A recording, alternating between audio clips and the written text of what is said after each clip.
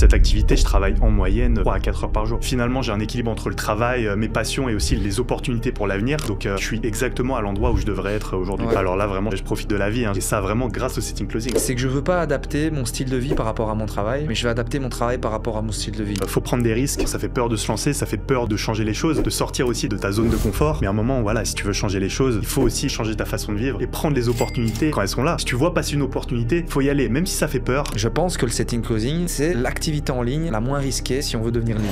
Salut tout le monde, on se retrouve dans un podcast du Freedom Lab et je suis avec Odilon, un commercial du Freedom Lab qui va nous parler de son parcours, qui est passé de serveur à commercial en ligne. Et donc on va voir pourquoi être commercial en ligne, pourquoi travailler en ligne, on va parler un peu de tout, peut-être de la Thaïlande parce que tu es en Thaïlande, etc. Ouais. Et on mettra même les liens juste en dessous de ce podcast pour nous rejoindre, pour en savoir plus, pour avoir aussi les autres tours d'expérience des autres personnes qui ont commencé à se lancer. Donc voilà, c'est un échange chill. Donc okay. Toi, Odilon, si tu veux te présenter rapidement qui tu es, ça fait combien de temps que tu es en Thaïlande, etc. Et puis voilà, parle-nous de ça directement. Et en fait, l'idée, c'est qu'on se parle comme ça. Et si tu veux dire un mot directement aux gens qui nous regardent, tu peux regarder cette caméra. Ici, si tu veux leur dire, écoutez bien ce que j'ai à vous dire, voilà, tu peux directement leur parler si tu veux. Voilà, ok, ça marche. Bon, voilà. Super. Bah, du coup, voilà, je me présente, je m'appelle Odilon. Donc j'ai 29 ans et ça fait aujourd'hui 2 ans que je suis en Thaïlande. Ouais. Donc voilà. Ah, je pensais que c'était plus. Ouais, je suis venu assez régulièrement en Thaïlande avant, en vacances, comme ça, 2-3 mois. Mais ça fait 2 ans que je suis vraiment installé en Thaïlande. Ok. Donc voilà. Et j'ai commencé à bosser dans un resto à Bangkok, donc pendant un petit peu plus d'1 an et demi, jusqu'à te rencontrer, toi, Brian. Ça. Une chaîne française et c'est là qu'on s'est rencontrés, en fait. Ouais, exactement. Donc voilà. Petit resto italien, Mozza. Ouais, c'est ça, ouais. Ça pour ceux qui veulent, quand on viendra à Bangkok. Ah, c'est sympa, ouais. Mais tu disais, ça fait 2 ans et tout, t'es venu pour ça, en fait, à la base. Alors, à la base, je suis venu pour la boxe thaï. Oui, les combats, parce que, c'est ça. Voilà, on partage un petit peu la même passion par rapport à ça. Donc voilà, je suis venu pour m'entraîner à la boxe thaï, pour venir un petit peu en vacances entre mes saisons à Paris. Et voilà, finalement, j'ai kiffé la Thaïlande et j'ai décidé de m'installer ici. Et d'ailleurs, c'est dingue, hein, on va parler de tout de toute façon, mais tu parles de la boxe. Ouais. Et là, actuellement, tu es en train de faire un film pour un combattant super connu en Thaïlande et même en Asie, de Muay Thai. Exact. Et c'est juste pour dire les opportunités que tu peux créer, parce que tu es arrivé pour faire de la boxe. Finalement, tu nous expliqueras, mais finalement, qu'est-ce qu'il y a ? T'es pas venu pour travailler de base ? Non, pas du tout. Donc, t'es venu en vacances pour faire de la boxe. Voilà. Et comment tu t'es retrouvé à travailler en tant que... Alors voilà, moi je suis arrivé, je me suis dit allez, je reste 2 mois en Thaïlande, donc je vais faire de la boxe, je vais profiter un petit peu, et ensuite je vais retourner à Paris pour reprendre le taf, tu vois. Mais au bout d'un moment, au bout de 2 mois ici, je me suis dit mais pourquoi rentrer finalement ? La vie à Paris, c'est un petit peu compliqué. Le taf, tu sais ce que c'est. Et donc voilà, j'ai décidé de chercher du travail ici en Thaïlande. Et donc c'est comme ça que je suis arrivé à Bangkok, dans ce restaurant, et que j'ai commencé à travailler. En fait, une fois que tu es arrivé sur place, tu t'es dit, il faut que je trouve un moyen de rester. Quoi. Voilà, exactement. Et comment tu as rencontré les Mozzas en allant manger, etc. Ou t'as eu un Alors j'avais des contacts depuis Paris, donc c'est un groupe de Français. Ouais. Donc, et ils avaient déjà des restos à Paris Alors ils n'avaient pas des restos à Paris, mais je les connaissais un petit peu. Je connaissais les patrons qui ont ouvert ça. Donc voilà, ils ont pu me connecter directement et que je commence à travailler à Bangkok. C'est un peu comme moi et beaucoup de personnes qui sont venues dans le podcast ici et même d'autres de Bangkok, c'est que tu viens en mode... Moi, je vois ça tout le temps. Ouais. C'est que tu viens en mode vacances et puis les gens, ils veulent rester. C'est un peu mon parcours. Moi, j'étais venu en stage, un peu comme monsieur ici. J'étais venu en stage et au bout de mon stage, je me suis dit, mais je veux trop rester, il faut que je trouve un moyen. Et moi, j'ai eu la chance de faire un stage justement chez un entrepreneur qui faisait déjà du business en ligne. Et en fait, au bout de mon stage, je me suis dit, il faut que je fasse comme lui, il faut que je limite, il faut que je reste. Je voulais pas partir de la Thaïlande, c'était trop bien la Thaïlande. Bien sûr. Et je vois beaucoup de personnes, pareillement, qui arrivent en Thaïlande pour 2 semaines de vacances ou même pour me voir, ou même des potes de Belgique, et je les vois rester. Justin, c'était un peu pareil aussi. Justin, il vient de la même ville que moi et tout, et finalement, les gens, ils restent ici, quoi. Mais tout ça pour dire que tu t'es venu, puis finalement, tu as travaillé. Et puis même, tu te retrouves avec d'autres opportunités, comme je disais. Là, maintenant, tu te retrouves à faire un film. En fait, tu peux tellement créer des connexions. Et pareil, comment tu t'es retrouvé dans cette situation ? Voilà, mais c'est exactement ça, en fait, quand tu arrives en Thaïlande, ou dans des pays un petit peu comme ça, tu as tellement d'opportunités qui s'offrent à toi que tu peux vraiment créer une nouvelle vie ici, pouvoir t'installer et développer une qualité de vie bien meilleure que celle que tu pourrais avoir en France ou en Belgique. Donc là par exemple, tu vois, j'ai commencé à travailler dans ce restaurant et par la suite, je t'ai rencontré toi, un petit peu tes collègues Nico, Justin et aujourd'hui je me retrouve à bosser avec vous au Freedom Lab. Et voilà, j'ai maintenant cette liberté aussi temporelle qui me permet d'avoir encore plus d'opportunités que j'avais déjà à l'époque. Et du coup, tu travaillais, parce que je t'ai rencontré, c'est vrai, tu étais serveur. Ouais. Et qu'est-ce qui a fait que du coup, t'as voulu arrêter de travailler? T'as travaillé combien de temps finalement avec eux? J'ai travaillé presque 2 ans, 1 an et demi. Ah, t'as quand même travaillé 1 an et demi en tant que responsable de restaurant, entre guillemets. Voilà, c'est ça. J'ai commencé assistant manager dans ce restaurant et après, j'ai un petit peu évolué jusqu'à être directeur de ce restaurant-là. C'est ça. Donc pour ceux qui nous regardent, c'est quand même un travail, on se doute, un travail dans des bars, des restaurants, des hôtels. C'est des horaires un peu décalés. Donc c'était quoi, ça ressemblait à quoi ton quotidien Mon quotidien, je travaillais donc 6 jours sur 7 et de 10h à 21h à peu près. De 10h à 10h du matin. Ouais.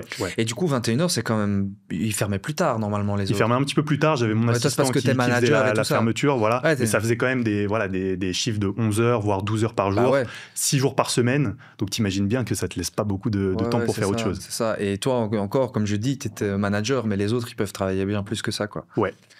Et qu'est-ce qui a fait que t'as voulu arrêter au bout de 1 an et demi? Alors voilà, tu te rends bien compte, je gagnais plutôt bien ma vie. Tu gagnais combien du coup Pour donner une idée de 6 jours sur 7, 10 heures par jour. Bien sûr. Bon, c'est en Thaïlande, du coup les salaires sont un petit peu adaptés à la routine thaï. Mais voilà, je gagnais à peu près 2 500 €. Et tu prenais quand même les personnes qui mettaient des tips et tout? Ouais, moi je prenais pas de tips, tu les donnais au serveur. Au serveur, bien sûr, parce que forcément ils gagnaient 400 € par mois, donc je vais pas dingue, gratter. Quand même, la différence. Bon, après c'est toi qui gérais le restaurant, donc voilà. Donc 2005 quand même. Bon, j'imagine en France c'était combien pour le même taf? Ça serait combien? Ce sera à peu près 3000, 3005. Ouais, mais c'est quand même incroyable 2005 en Thaïlande quand même, parce que honnêtement en Thaïlande ceux qui veulent vivre, ils peuvent bien vivre pour 1000 € par mois, je pense. 2005, bien sûr, largement. Donc 2005 c'était pas mal, mais tu travaillais beaucoup. Et pourquoi t'as arrêté Et voilà, c'est ça en fait, je travaillais énormément et j'avais pas le temps de faire autre chose, j'avais plus le temps de faire du sport. Je suis venu pour la boxe thaï à la base et j'avais même plus de temps pour ça. C'est vrai ça. C'est vrai que moi j'ai remarqué que ce soit toi, serveur ou même un autre travail, j'ai remarqué que quand les gens rentrent dans la vie active, ils abandonnent toutes les choses, les bonnes routines ou les bonnes habitudes ou même leurs passions qu'ils avaient, ils les mettent de côté pour mettre la priorité sur leur travail. Et du coup, je travaille au détriment de ma vie privée. Donc, tu vois, tu vois moins les gens que tu apprécies, tu sors peut-être un peu moins parce que tu es fatigué, tu peux plus faire ton sport. Et en fait, les gens disent, c'est ça, c'est la vie, quoi. Enfin, moi, quand je discute avec les gens ou mes potes, ils me disent, c'est la vie active. Là, maintenant, je travaille, quoi. J'ai plus le temps. Enfin, je peux pas sortir, j'ai plus le temps d'aller au sport. Même, t'as même plus le temps de bien manger. Et tu te retrouves à aller le temps de midi ou le soir, aller manger des trucs un peu crades parce que t'as plus le temps de prendre soin aussi de toi au niveau de la bouffe que tu manges. Et c'est vrai que ça, je remarque beaucoup. Et toi, ça, du coup, tu disais, fais un peu chier. Bien sûr, parce que c'est vraiment la raison pour laquelle je suis venu en Thaïlande, c'est pour avoir finalement une meilleure vie, une meilleure qualité de vie, être plus sain, faire du sport. Et finalement, j'ai complètement perdu ça. C'est vrai que t'es bon, tu fais des combats. Un petit peu, ça va, mal, quoi. Je me débrouille. Et comme on a dit, maintenant tu fais un film. Voilà, tu vois, justement, grâce à cette opportunité, tu vois, de bosser en ligne et de dégager beaucoup plus de temps, je peux aussi faire des choses en parallèle, tu vois, ce que je pouvais pas faire avant. Typiquement, si j'étais encore en train de bosser dans ce restaurant, j'aurais pas eu l'occasion de faire ce film. Tu vois, qui est complètement lié à ce que tu apprécies, faire de la Muay Thai. Exactement, c'est un kiff, t'imagines bien. Donc j'arrive à faire de l'argent en faisant des films. C'est vrai ça. Et voilà, j'ai vraiment le temps de développer mes activités à côté et surtout saisir les opportunités. C'est surtout ça. C'est ça. Et c'est ça, et on va en parler, mais en gros, tu es passé de serveur pendant des années, parce que tu travaillais aussi avant à Paris, à commercial en ligne, closer, comme les autres qui sont passés dans ce podcast. Et ça me fait penser, encore une fois, avec ce que tu viens de décrire, qu'il y a beaucoup de personnes de l'accompagnement Freedom Lab, donc les personnes qui nous ont déjà rejoints. On a plus de 1200 personnes qui font du setting closing au Freedom Lab. Et d'ailleurs, j'en profite. On mettra les liens juste en dessous de cette vidéo pour que vous puissiez nous rejoindre si ça vous intéresse, au bout de ce podcast, si ça vous a intéressé, ou même voir les 1200 personnes qui se sont déjà lancées et les dizaines de personnes qui sont déjà venues en podcast. On mettra les liens en dessous. Mais quand je discute avec ces gens-là, C'est vrai que quand tu sais, on a une réunion le dimanche avec tous les élèves de l'accompagnement qui posent leurs questions, les aider à évoluer, etc. Et je vois beaucoup de personnes, un peu comme tu viens de décrire là, qui disent depuis que je fais du setting closing, c'est trop bien parce qu'en parallèle, je peux faire mon activité. Il y en a qui veulent faire de la photo. Il y avait une personne, elle s'occupait d'organiser des mariages. Et en fait, c'était une activité c'était une activité de passion qu'elle ne pouvait plus ou qu'il ne pouvait plus faire dans la vie active.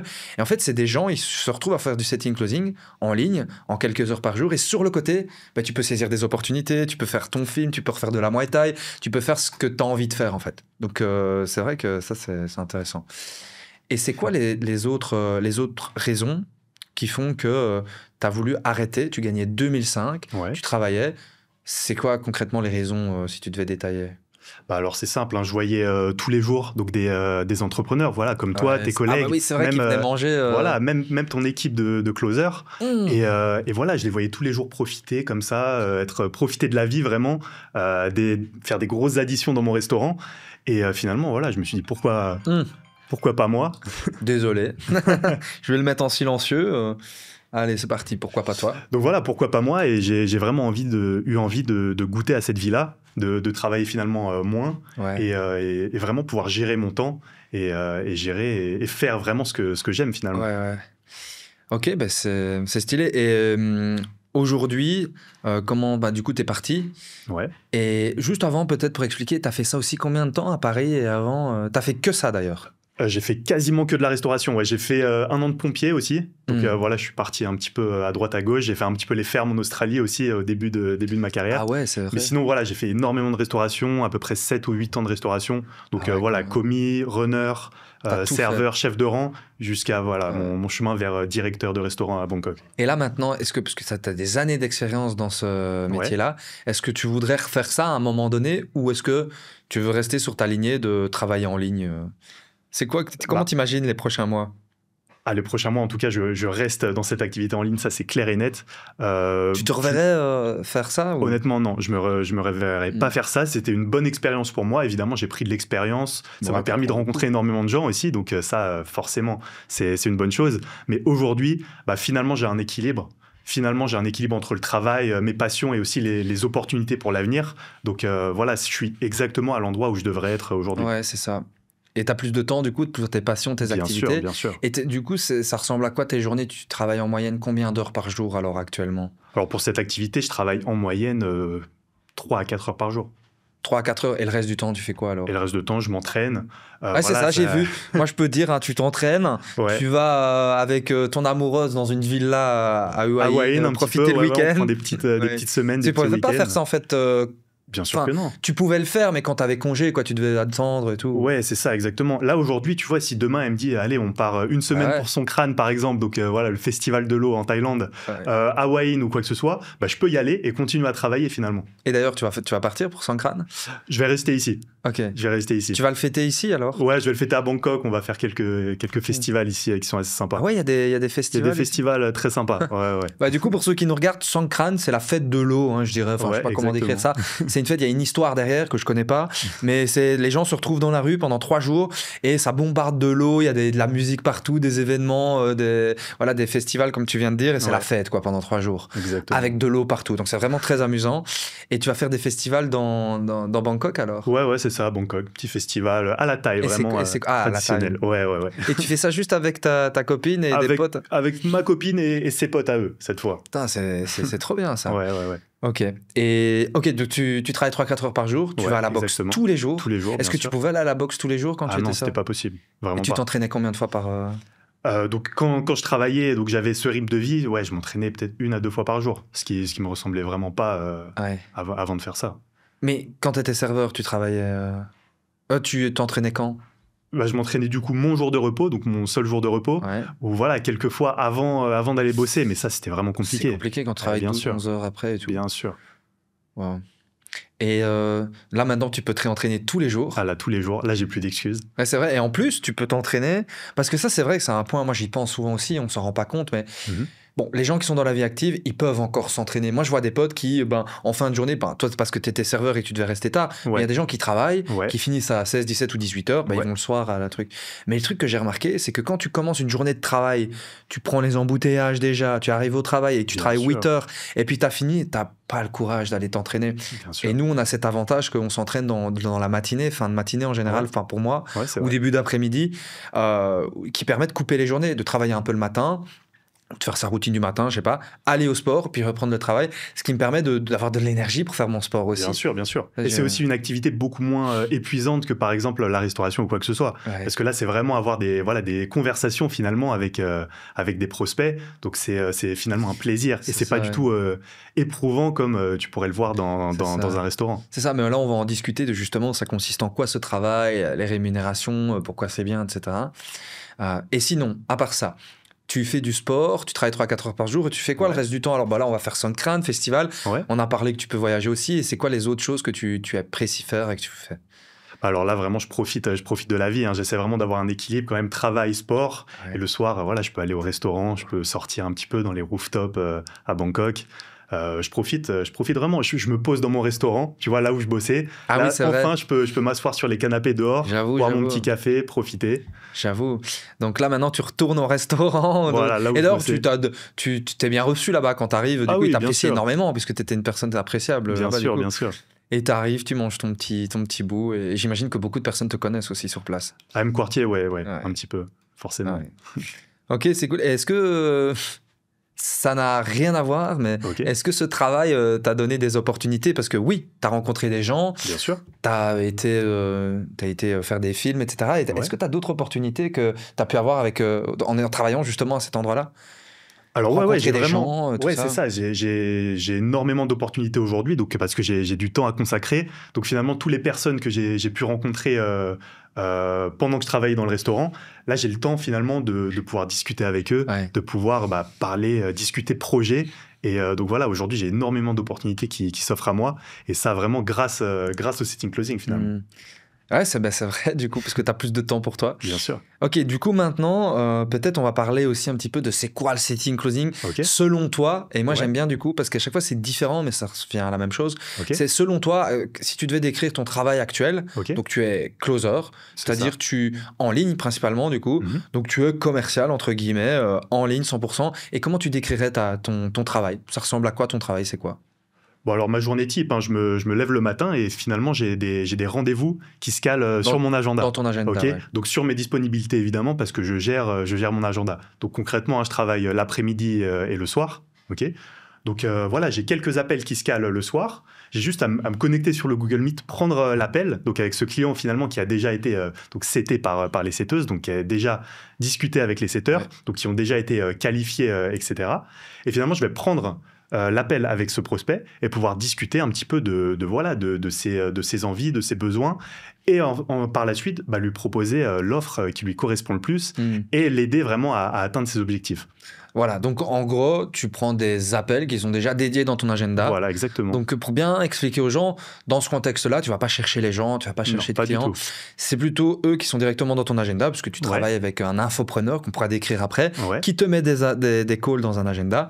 Et toi, tu t'occupes de les prendre, exactement, de discuter avec eux. Et d'ailleurs, à quoi ressemble un échange avec une personne qui prend un appel avec toi?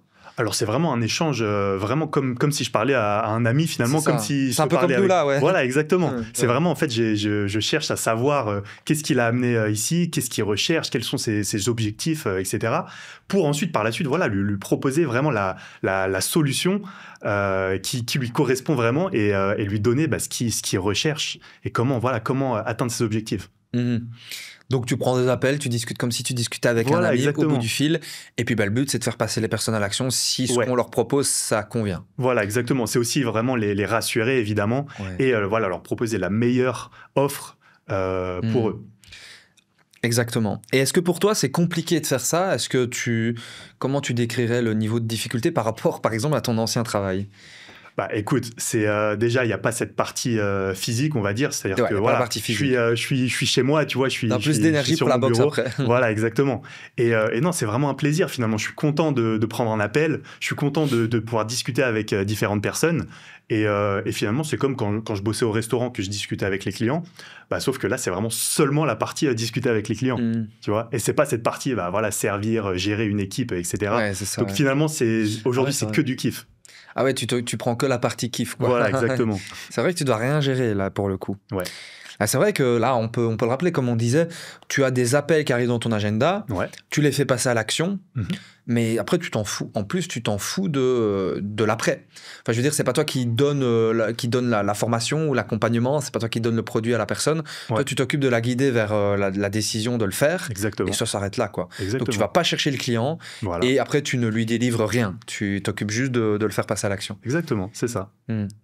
Et quels sont, par rapport à ton ancienne activité, quels sont les potentiels revenus que tu peux gagner avec cette activité, considérant le temps que tu as, le temps que tu y passes, et c'est quoi que tu pourrais faire comme salaire?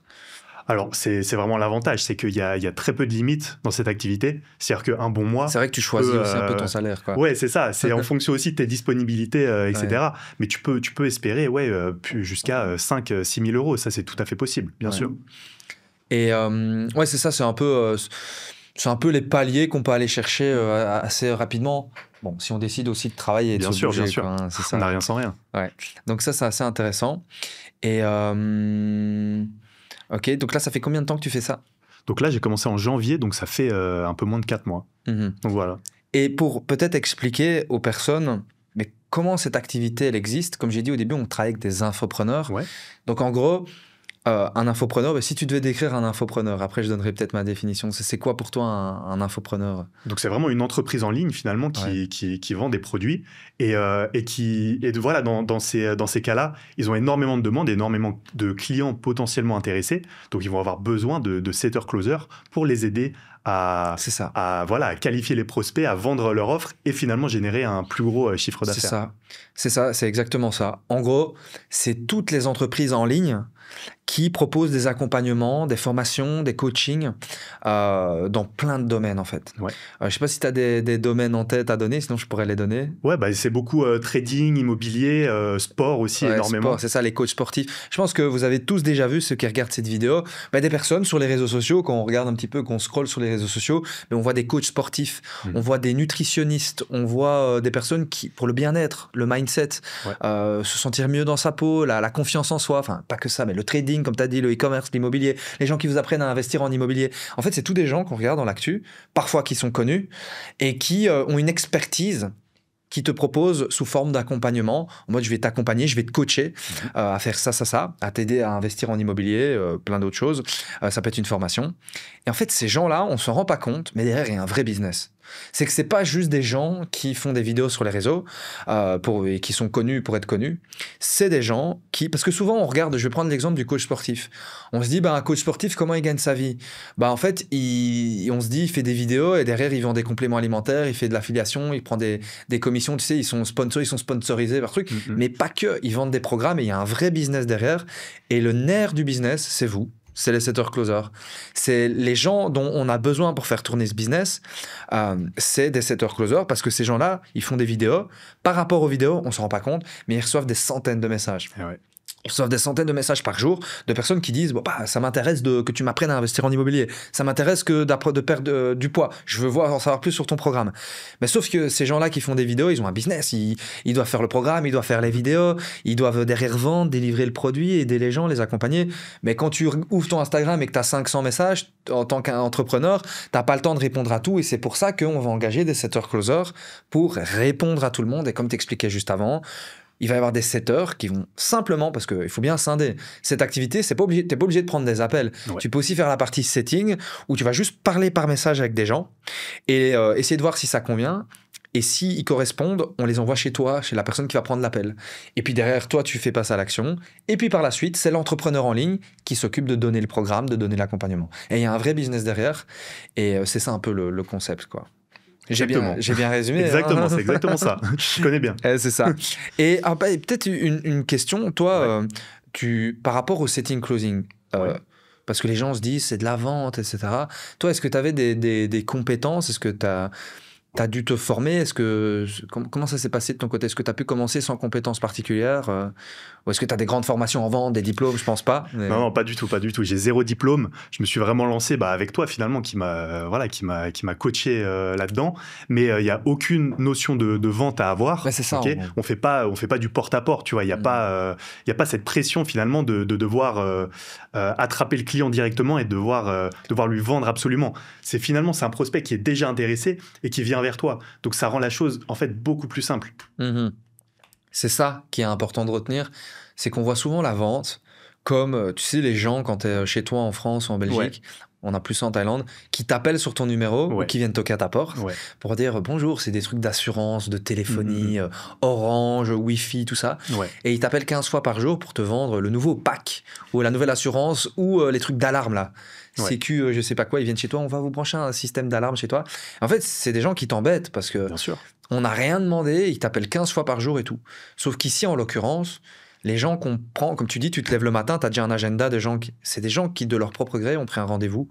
C'est des gens qui veulent des informations d'eux-mêmes. Et que du coup, là, on est dans un format où on force personne, on tire personne par la main. C'est vraiment eux qui sont intéressés. Et mieux que ça, c'est que souvent, ils sont déjà prêts à passer à l'action. Parce qu'en fait, ils connaissent l'entrepreneur qui est connu dans son domaine, ce qui fait que quand la personne, elle arrive, elle est déjà presque convaincue de ce qui se passe. C'est complètement différent de la vente classique, du porte-à-porte, comme tu expliquais, où j'en ai entendu plein faire ça. Qui est hyper chiant, d'ailleurs. Et toi, aujourd'hui, est-ce que tu considères que tu te sens bien dans cette activité? Comment ça se passe à l'heure actuelle? Bien sûr, je me sens vraiment bien et ça se fait finalement vraiment naturellement. Donc c'est vraiment quelque chose qui, tu prends les premiers appels, évidemment t'es un petit peu stressé au début, c'est quand même une nouvelle activité, mais ça se fait vraiment naturellement parce que tu vois que comme la personne a pris un appel avec toi, donc c'est de son plein gré, hein, comme tu le disais, forcément elle est déjà de bonne humeur, elle est contente de t'avoir au téléphone, donc ça se fait vraiment naturellement. C'est vraiment un appel qui se passe bien, quoi. Il suffit de rassurer le prospect, de comprendre vraiment ce qu'il recherche, et donc c'est comme finalement si tu t'appelais un ami au téléphone. Mais c'est ça que tu disais, j'aime bien l'expression comme si tu parlais à un ami. Au final, en plus, je sais pas comment tu te sens par rapport à ça, mais on aide vraiment des gens au final. Hein. C'est comme si, comme tu dis, on écoute son pote. Ton pote, il a un problème, il se dit putain, je veux perdre du poids, par exemple. Hein, si on prend cet exemple-là, je veux perdre du poids, je sais pas quoi faire. Ben toi, tu discutes juste avec. Ok, pourquoi tu veux perdre du poids? Qu'est-ce qui se passe? En fait, c'est juste être à l'écoute d'une personne. Donc en fait, il faut juste aimer quand même parler avec les gens. Quand même, et aimer aider les gens, quoi. Aimer être à leur écoute, être un peu empathique, c'est juste ça en fait. Et de les prendre par la main, et en fait tu te rends compte qu'au bout du compte, quand tu as fini l'appel, tu as aidé une personne à changer sa vie.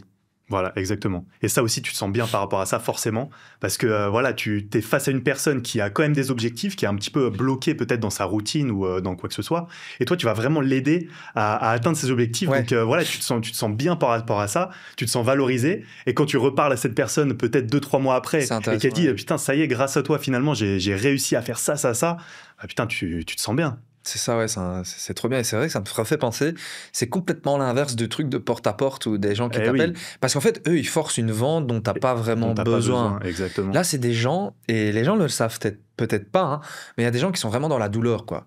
Je reprends l'exemple parce que ça, c'est très émotionnel, très marquant. Mais ceux qui veulent perdre du poids ou prendre du muscle, tu vois, c'est pas la même chose que je t'apprends à investir en immobilier. Bon, ben oui, il y a des gens, ils ont de l'argent, ils savent pas quoi faire de leur argent, ils voient une pub sur comment investir en immobilier, ils se disent ok, intéressant.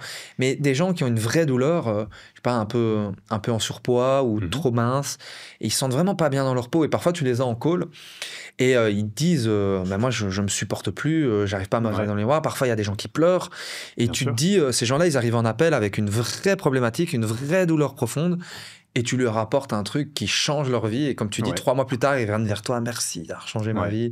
Ça, j'entends ça très souvent. Donc, on aide vraiment des gens, quoi. Ouais, c'est ça. Parce que c'est vraiment ce fait de passer à l'action qui est vraiment difficile pour énormément de personnes. Et toi, finalement, tu les aides à prendre une décision qui va finalement changer leur vie. Et mieux que ça, en fait, on aide 2 personnes. On aide les gens et on aide les infopreneurs. En fait, on va les appeler des infopreneurs. Hein. Les entrepreneurs, les entreprises en ligne, comme tu as dit Odilon. Je sais même pas si tu as dit que tu t'appelais Odilon au début du podcast. Moi, je l'ai dit, je crois. Ouais, je l'ai dit. C'est peut-être passé à la trappe. Je pense que je l'ai dit, ce sera dans le truc. Mais du coup, il y a des gens. Du coup, je sais plus trop ce que j'allais dire. Mais ah oui, on aide les gens, les prospects et les entrepreneurs en ligne. Parce que vraiment, on s'en rend pas compte. mais c'est un business que, comme je le dis souvent dans mes vidéos, qui explose en France. Et c'est vrai parce que les entrepreneurs, ils peuvent faire énormément d'argent avec leur audience, avec ce qu'ils ont à vendre. En fait, eux, ils ont une expertise, mais ils n'ont pas toujours conscience aussi qu'on peut faire du business. Ou alors ils l'ont, mais ils n'arrivent pas à trouver justement les setters-closers, parce que vraiment, quand on discute avec les entrepreneurs, il y a une pénurie, on n'arrive pas à trouver des setters-closers, et c'est pour ça aujourd'hui qu'on existe. Parce que nous, le Freedom Lab, du coup, je ne sais même pas si c'était clair, mais on vous explique ce que c'est ce métier. Et surtout, après, on met en relation avec des entrepreneurs et on aide ces gens-là aussi. Moi, ils viennent toquer à ma porte, je reçois des messages tous les jours, puisque moi, je forme des setters-closers. Je reçois des messages tous les jours d'infopreneurs qui me disent je trouve il faut que tu m'envoies quelqu'un maintenant, il faut que j'ai besoin de 3 closers, j'ai besoin de 3 setters parce que je suis débordé, etc. Et on ne trouve personne. Et c'est pour ça qu'aujourd'hui, on existe pour former et parce qu'il y a une demande énorme, mais pas assez sur le marché. Donc en fait, on aide les entreprises et leurs clients. Donc c'est doublement gratifiant ce travail, quoi. Ouais, exactement. Voilà. Et comment tu vois là tes prochaines années, tes prochains mois? C'était quoi ta vision un petit peu? Ou alors tu n'as pas d'objectif particulier, tu étais serveur, là tu fais closer, et c'est quoi ta vision derrière tout ça? C'est quoi le truc le plus important pour toi dans la vie au quotidien? D'avoir de l'argent, d'être libre, de faire ce que tu veux, c'est quoi ton truc le plus important pour toi d'avoir au quotidien et de le maintenir? Voilà, alors moi ce que je cherche c'est vraiment un équilibre, c'est vraiment de me sentir bien. Okay. Donc voilà, c'est pas forcément l'argent à tout prix, mais c'est vraiment l'équilibre. C'est je veux me sentir bien, je veux faire quelque chose que j'aime, je veux me sentir libre aussi, donc pas avoir cette pression d'un patron, pas travailler 12 heures par jour. Je veux vraiment faire du sport, prendre soin de moi, être en bonne santé, parce que ça, forcément, tout l'argent du monde ne pourra pas racheter ta santé derrière si tu te la niques au travail. Donc voilà, moi je veux vraiment cet équilibre et marcher vraiment tranquillement vers mes opportunités. Et là où ça va me mener, je ne sais pas exactement où ça va me mener, mais je sais que je vais être déjà dans le bon sens et qu'aujourd'hui, voilà, le setting closing, ça me permet de marcher vers un futur finalement qui devient meilleur. Ouais, exactement. D'être bien dans ta peau. Et tu as parlé de patron. Ouais. Est-ce que, parce que c'est vrai qu'au final, tu n'as pas de patron, entre guillemets, maintenant, en tant que setter closer. Évidemment, tu dois toujours, avec l'infopreneur, rendre des comptes, entre guillemets, mais c'est plus être associé que patron. Ouais. Et est-ce que c'est quoi la différence? Parce que moi, j'avoue, si j'ai déjà travaillé pour un patron, mais c'est quoi la différence d'avoir un patron et pas de patron? Et comment tu te sens par rapport à ça? Parce que tu as dit le fait de ne pas avoir de patron ou forcément de pression, c'est quoi la différence alors aujourd'hui à ce niveau-là? C'est vraiment une différence psychologique. Donc quand tu as un patron derrière, comme tu dis, tu as des comptes à rendre en permanence, tu te sens observé, tu te sens... C'est même jusqu'à la boule au ventre parfois. Ouais. Et finalement, cette différence en travaillant en partenariat avec une entreprise, c'est vraiment cette liberté. Si tu veux bosser, tu auras de l'argent. Si tu veux pas bosser, tu n'auras pas d'argent. Et ça, c'est finalement cette liberté qu'on recherche. C'est vrai que tu es un petit peu, on va dire, c'est plus un petit peu indépendant, un freelance, quoi. Ouais. Une personne qui apporte ses services de closer à une entreprise, quoi. Mais t'es pas un contrat d'employé. Ça, c'est vrai que je me pose tout le temps la question, est-ce qu'il y a des contrats, etc. Tu seras jamais bloqué. Là, je veux dire, on va jamais te demander, tu signes pendant 1 an. Tu vas pas être bloqué pendant 1 an avec quelqu'un. Non, pas du tout. Tu choisis tes horaires. Je sais pas, là, tu as des congés. Tu choisis quand tes congés, par exemple, ici. Voilà, par exemple, moi, je me suis mis dimanche en congé. Ouais. Et si la semaine prochaine, j'ai envie de prendre 2 jours de congé, je peux les bloquer directement. J'ai même pas besoin d'appeler mon patron ou quoi que ce soit. Je le mets sur mon agenda directement. Et je suis vraiment libre par rapport à ça. Donc, c'est vraiment, si mes potes m'appellent, on se fait une sortie samedi prochain. Tu sais, j'ai pas besoin de me dire, ah non, putain, je vais bosser, etc. Non, c'est bon. Si j'ai besoin de prendre ma soirée, je prends ma soirée. J'ai de compte à rendre à personne. Et voilà, ça aussi, ça crée une liberté. Et d'ailleurs, l'histoire des congés, toi qui travaillais en France, etc. Les congés, t'as même un nombre limité par an de congés, non? Bien sûr. C'est combien par an? Alors, c'est à peu près 3 semaines de congé, si je ne me trompe pas. C'est ça. Et surtout, il faut prévoir en avance. C'est pas toujours accepté. Oui. C'est une galère. C'est une galère pas possible. En fait, c'est légal, c'est obligé que tu les aies dans l'année. Oui. Mais tu peux même pas encore choisir quand c'est, tu vois, parce qu'il faut s'arranger. Parce que quand tu es en vacances, il faut mettre quelqu'un d'autre. Voilà, et prévoir des mois à l'avance, au final. Exactement. Donc, tu vois, on se rend compte que, tu peux même pas. Moi, j'y pensais aussi avec ma copine qui, je lui dis, on veut prévoir de rentrer en Belgique, par exemple, parce que là, je suis en Thaïlande. Elle est là, mais il faut voir les vacances, les trucs et tout. C'est hyper chiant. Bien sûr. Alors que toi, là, aujourd'hui, t'as pas ce truc-là.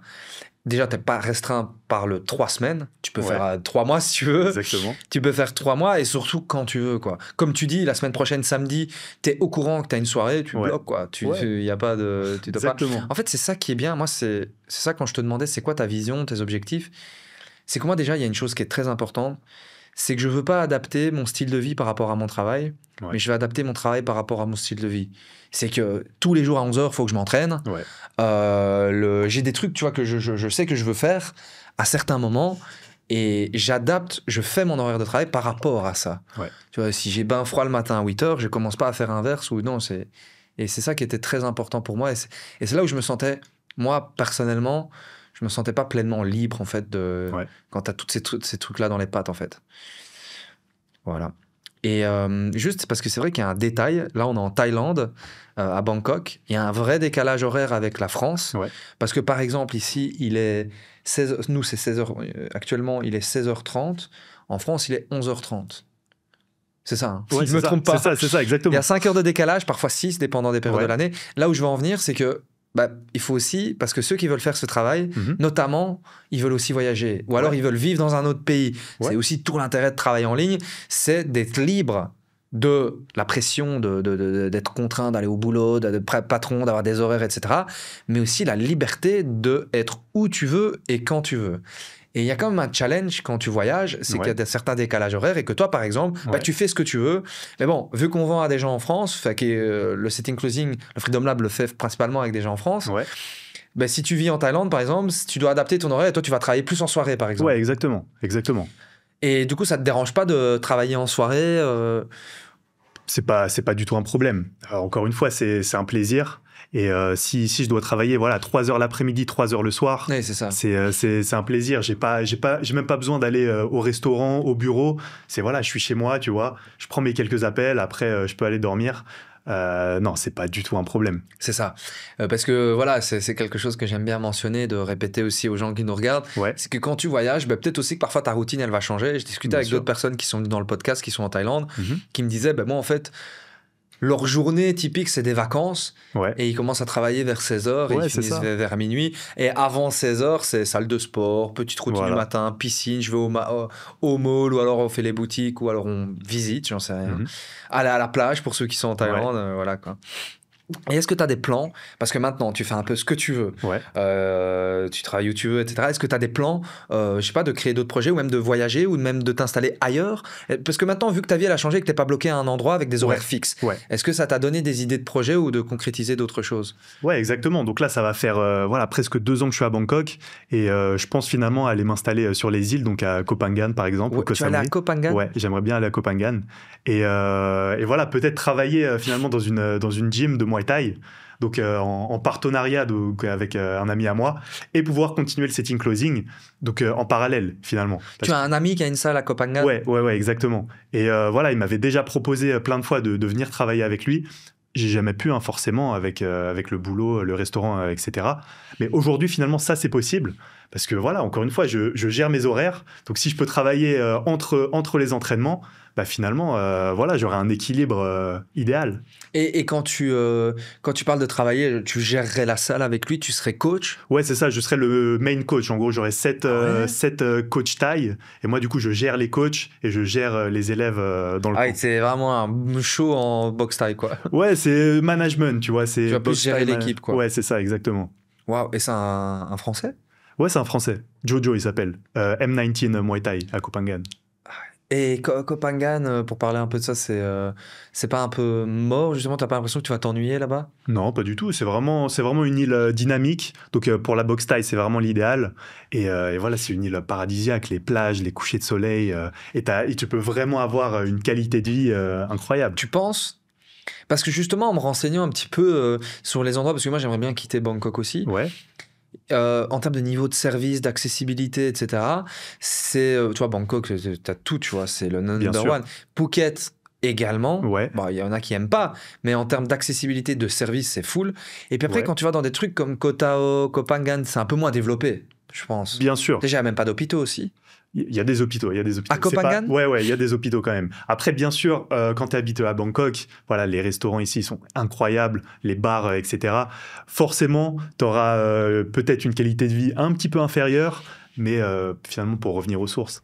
Ok, bah, Koh Phangan, idée. En fait, c'est intéressant que tu dis ça parce que j'ai envie aussi de bouger. Ouais. Et j'hésitais, pourquoi pas Phuket, même si j'aime pas trop certains coins de Phuket. Ouais. Quand tu connais un peu les bons plans, il y a des endroits assez stylés. Bien sûr. Et je me barrais bien aussi, du coup. Ouais.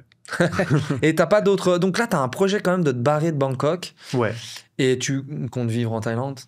Ouais, Thaïlande, franchement, c'est mon pays finalement. Depuis que je suis ici, ça fait des années que je vais en Thaïlande et je me sens tellement bien ici. Et tu as eu l'occasion de voyager ailleurs ou de considérer d'autres destinations aussi ? Bien sûr, j'ai énormément voyagé avant.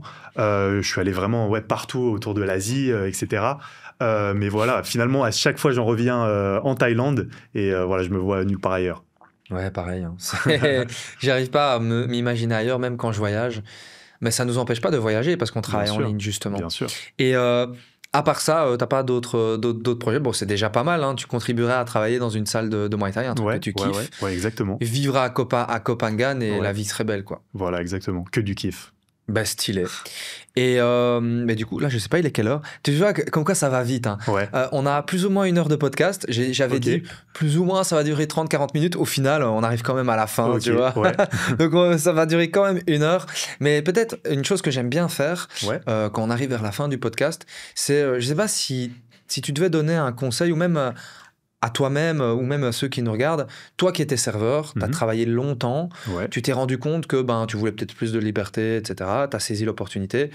Il y en a plein qui nous regardent et qui sont dans une situation de serveur ou même un autre travail. Ils veulent, mais ils sont en France, à savoir que du coup, ils ne sont pas dans l'environnement de Thaïlande où tout est... On nous pousse à saisir les opportunités, tu rencontres des entrepreneurs et tout, ils ne sont pas dans cet environnement-là. Mais eux, ils ne savent pas comment faire, ils ne savent pas comment se lancer, ou alors ils n'osent pas. Parce qu'ils se disent oui mais si je perds tout, tu sais, quand du jour au lendemain tu quittes ton taf, tu dis ouais mais si ça marche pas, qu'est-ce que je fais ? Ils se disent ça, les gens. Bien sûr. Et qu'est-ce que tu leur dirais pour ceux qui se disent mais si ça marche pas, ou alors je sais pas comment faire, qu'est-ce que tu leur dirais ? Déjà, faut se lancer. Hein. Évidemment, faut prendre des risques. Ça fait peur de se lancer, ça fait peur de changer les choses, de sortir aussi de ta zone de confort. Mais à un moment, voilà, si tu veux changer les choses, il faut aussi changer ta façon de vivre et prendre les opportunités quand elles sont là. Si tu vois passer une opportunité, faut y aller, même si ça fait peur, même si voilà, il y a tout qui va changer, il y a tout qui peut changer. Tu peux peut-être devoir déménager, changer de travail. T'auras plus ton salaire fixe à la fin du mois. Mais voilà, à un moment, faut se mettre un petit peu dans l'inconfort pour par la suite débloquer tous tes rêves, toutes tes opportunités et finalement arriver vraiment à tes rêves. Ouais, c'est exactement ça, le passage à l'action, parce que sinon ta vie ressemblera toujours à la même chose. Bien sûr. Mais est-ce que tu considères finalement, et je dis pas ça pour que tu dises ce que j'ai envie d'entendre, mais est-ce que tu considères que c'est vraiment un risque de se lancer dans le setting closing ? Et tu peux dire oui ou non, mais dis-nous pourquoi. Ok, alors est-ce que c'est un risque ? Si on parle du setting closing, hein, parce qu'on ne parle pas de se lancer de manière générale dans l'entrepreneuriat. Juste vraiment, est-ce que c'est vraiment un risque de se lancer dans le setting closing ? Et tu peux dire non, mais juste explique. Alors le setting closing aujourd'hui, c'est vraiment l'activité idéale aujourd'hui, parce que comme tu l'as dit, il y a énormément de demandes d'infopreneurs et c'est aujourd'hui qu'il faut se lancer. Et comme tu l'as vu, ça marche bien pour moi, ça marche bien pour énormément de gens. Je pense que tous les élèves Freedom Lab sont satisfaits. Ouais. Et est-ce que tu sais pourquoi, parce que moi j'ai la théorie, mais est-ce que tu sais pourquoi ça fonctionne tant et que le risque d'échec il est faible en fait pour le setting closing ? Parce que c'est une nouvelle activité, ça marche aux États-Unis depuis des années. C'est une activité qui se lance en France. Et donc tu l'as vu, nous on est toujours un petit peu en retard par rapport aux States, mais aujourd'hui ça vient ici en force. Et toutes les activités en ligne, ça explose. Donc forcément, en parallèle, il va y avoir des postes, des nouveaux jobs qui vont évoluer. C'est ça, il y a des gens qui vont se lancer de plus en plus en ligne, et donc une demande de plus en plus de setter closer également. Et comme tu dis, c'est déjà en train de bien fonctionner de toute façon aux States et depuis des années. En fait, on se rend compte que, et même après le Covid, justement après le Covid, il y a beaucoup d'entreprises qui ont dû fermer, etc. Et ils ont commencé à se lancer aussi sur les réseaux sociaux, les gens, vraiment. Et du coup, il y a eu cette activité qui a commencé aussi à arriver et faire en sorte qu'on ait besoin de setter closer. Mais en fait, la deuxième raison, c'est une très bonne réponse, et la deuxième raison de pourquoi aussi c'est pas vraiment risqué, c'est qu'en fait, dans le setting closing, tu ne dois pas créer un business de A à Z. Tu ne dois pas prendre le risque de créer un... Parce que c'est ça que les gens ils se disent aussi. Ouais. Tu ne dois pas prendre le risque de créer un concept ou une idée ou un accompagnement ou un produit et tu ne sais pas d'avance si tu vas le vendre. Tu vois, tu te dis, bon, j'ai déjà trouvé l'idée à vendre, je ne sais pas si ça va fonctionner. Ensuite, une fois que tu as l'idée, tu dois trouver des clients. Tu ne sais pas si tu vas vraiment trouver des clients ou comment tu vas trouver des clients.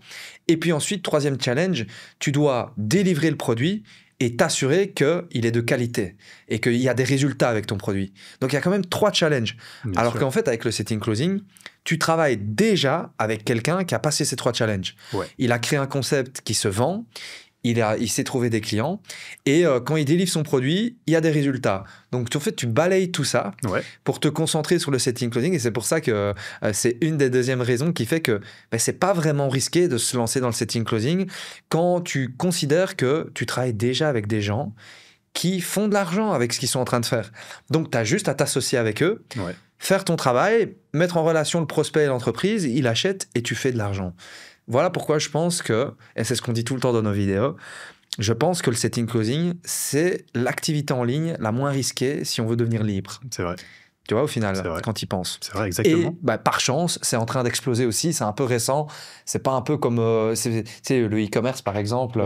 C'est un business qui fonctionne, mais qui maintenant, il y a beaucoup de personnes qui le font, etc. Et on n'entend pas beaucoup parler de ça parce que ça existe depuis longtemps. Ouais, c'est vrai, c'est vrai. Et tu vois, même si tu veux ouvrir ton business par la suite, si toi, tu as vraiment envie de monter ton truc, c'est aussi un super premier pas dans l'entrepreneuriat. Tu vois, c'est vraiment déjà, tu découvres un petit peu comment ça se passe, t'apprends voilà, toutes les capacités pour pouvoir vendre des produits, etc. Donc, c'est vraiment un super premier pas pour finalement réaliser tes projets par la suite. Ouais, c'est exactement ça. Et du coup, voilà, on arrive à la fin de ce podcast. Non, mais comme je le disais, en dessous de cette vidéo, je mettrai non seulement, pourquoi pas ton agenda. Puisque en fait, Odilon, aujourd'hui, tu travailles en tant que closer, mais tu travailles pour nous, en fait, finalement. Parce que pour expliquer aux gens qui regardent cette vidéo, nous, on forme des gens, on vous apprend c'est quoi le setting closing, et puis on vous met en relation avec plein d'entreprises avec qui nous, on travaille. D'ailleurs, récemment, on a fait un podcast avec un partenaire à nous, hier. Tu l'as vu, je l'ai envoyé hier, qui recrute des setters closers de chez nous depuis très longtemps. Et depuis 1 an, il en a recruté des centaines. Il parle des salaires que font les setters closers. Et nous, on met en relation avec des partenaires comme ça. Je mettrai même le podcast en dessous. Et toi, finalement, nous aussi, on se doute, nous aussi, on a des commerciaux en interne pour vendre notre accompagnement. Et tu en fais partie. Parce que du coup, je t'ai rencontré, on a commencé à travailler ensemble. Et je me dis, pourquoi pas, ceux qui sont intéressés par le setting closing, pourquoi pas directement prendre un rendez-vous avec toi ? Bien sûr. Pour leur expliquer comment ils peuvent changer leur vie avec le setting closing. Comme ça, ils ont vu ici que c'est possible de le faire. Et s'ils ont plus de questions et qu'ils veulent finalement commencer avec nous, ils pourront le faire avec toi. Donc, on mettra ton lien juste en dessous. Et je mettrai aussi, comme je l'ai dit durant ce podcast, tous les liens avec les pages, témoignages de toutes les personnes. Parce que là, ça fait 2 ans qu'on fait ça. Plus de 1200 personnes accompagnées, des centaines de témoignages et des dizaines de podcasts comme celui-ci avec des élèves qui ont commencé la formation en France, en Belgique ou en Suisse, puisqu'on travaille en francophonie, qui ont changé de vie, qui sont venus jusqu'ici pour soit de voyager ou nous remercier, et on en a fait des podcasts. Donc, tous les liens seront en dessous, et ils pourront directement te contacter si tu es OK avec ça. Mais je pense bien sûr, avec grand plaisir. Évidemment. Et je ne sais pas si tu as un mot de la fin à dire à nos camarades, un mot, une phrase, et puis on pourra clôturer. Une petite phrase, écoutez... Passez à l'action. Soyez des boss. Soyez des boss. Passez à l'action. Si vous voulez en savoir plus sur l'activité, prenez rendez-vous avec moi et je vous expliquerai évidemment tout ce qu'il y a à savoir. Et n'ayez pas peur si vous voulez changer les choses. Allez-y. Faites le premier pas. Donc, le premier pas, ça va être prendre rendez-vous avec moi et voilà, en savoir un petit peu plus sur cette activité. C'est ça. Et on pourra leur montrer comment ça fonctionne. Bien sûr.